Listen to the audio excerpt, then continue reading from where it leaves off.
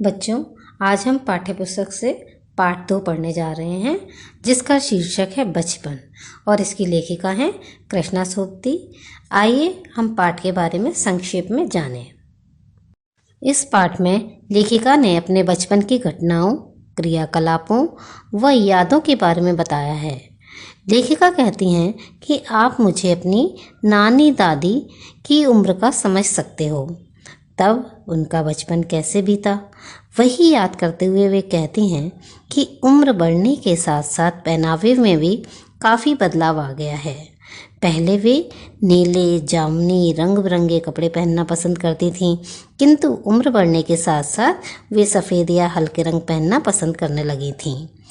बचपन के पहनावों में जैसे फ्रॉक, ट्यूनिक, गरारा, शरारा आदि के बारे में भी वे बताती हैं।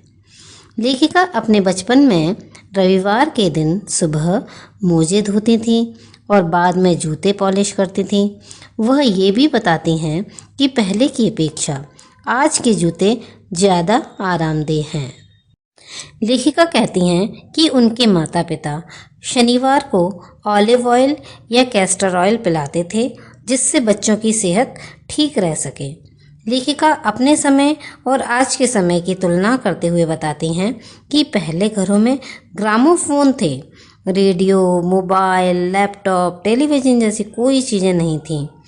आज लेखिका के बचपन की खाने पीने की वस्तुओं में भी काफ़ी बदलाव आया है। उसके बचपन की कुल्फ़ी आइसक्रीम में, कचौड़ी, समोसा, पेटीज़ में, शहतूत, फालसे के शरबत, कोक और पेप्सी में बदल गए हैं। बच्चों, लेखिका का घर शिमला के मॉल रोड पर था। वे वहाँ पर घूमती थीं।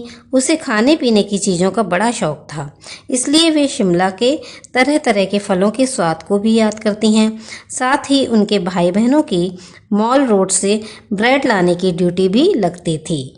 अपने समय की चने की पुड़िया की भी खास याद करते हुए वे बताती हैं कि उस समय फिल्म का गाना चना जोर गरम बाबू मैं लाया मज़ेदार चना जोर गरम सभी बच्चों को आता था।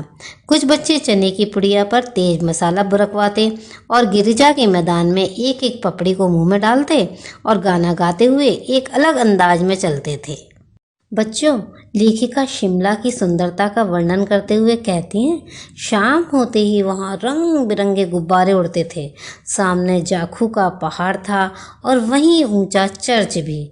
जब चर्च की घंटियाँ बजती तो उनकी आवाज़ दूर दूर तक फैल जाती थी।